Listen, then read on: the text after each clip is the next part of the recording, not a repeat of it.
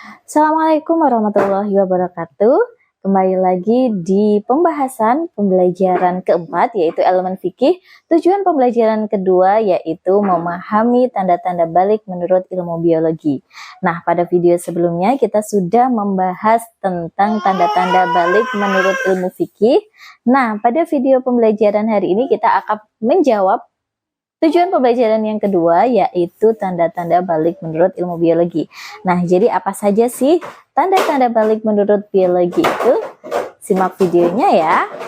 Nah, sebelum kita membahas tentang tanda-tanda balik menurut ilmu biologi, kita membahas dulu apa sih ilmu biologi itu. Nah, ilmu biologi adalah ilmu yang mempelajari tentang tanda-tanda makhluk hidup atau keadaan atau sifat makhluk hidup. Nah, makhluk hidup ini bisa manusia, hewan, maupun tumbuhan. Nah, dalam ilmu balik adalah istilah dari ilmu fikih, sedangkan istilah dalam ilmu biologi adalah fase puber ataupun masa remaja. Nah, bagaimana tanda-tanda balik menurut ilmu biologi atau masa-masa puber menurut ilmu biologi itu? Yang pertama, bahwa seorang manusia ketika dia mengalami atau sudah mencapai fase remaja atau fase puber mengalami dua perubahan. Yang pertama yaitu perubahan secara fisik dan yang kedua perubahan secara psikis. Nah, untuk anak laki-laki dan perempuan itu dibedakan ya. Nah, sekarang saya akan menjelaskan tentang bagaimana perubahan secara fisik untuk anak-anak perempuan. Yang pertama, perubahan pinggul dan payudara yang semakin membesar. Dan yang kedua, tumbuhnya rambut di ketiak, kelamin, rambut tipis di bagian ketiak dan kaki. 3. Kulit menjadi lebih halus. Yang keempat, suara lebih melengking dan merdu. Yang 5, nafsu makan lebih meningkat. Untuk perubahan fisik anak laki-laki, yang pertama, tumbuhnya jangkung pada leher. Yang kedua, tumbuh rambut kumis, janggut, dan rambut di ketiak, kemaluan, kaki, dan tangan. Yang ketiga, badan lebih kekar dan berotot. Yang keempat, nafsu makan lebih banyak. Dan yang kelima, aktivitas gerak tubuh cenderung lebih meningkat dan lincah.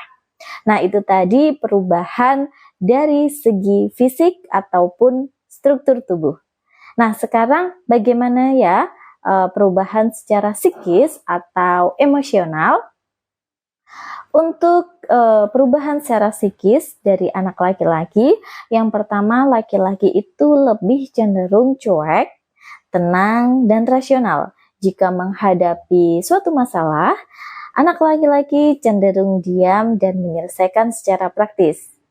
Nah, berbeda dengan anak perempuan perubahan psikis atau emosional yang dialami ketika dia mengalami fase puber atau remaja atau balik, yaitu perempuan lebih mendahulukan perasaannya seperti manja, ingin diperhatikan. Jika menghadapi suatu masalah, maka ia mudah mengadu, menangis, dan menyesali diri. Nah, anak-anak, itulah tadi perubahan ataupun tanda-tanda jika anak-anak sudah memasuki fase puber ataupun sudah memasuki usia balik menurut ilmu biologi.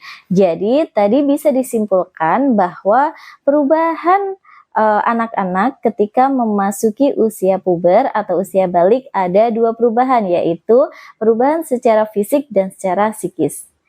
Demikian video pembelajaran pada pagi hari ini tentang tanda-tanda fase balik menurut ilmu biologi. Semoga video ini membantu. Terima kasih. Wassalamualaikum warahmatullahi wabarakatuh.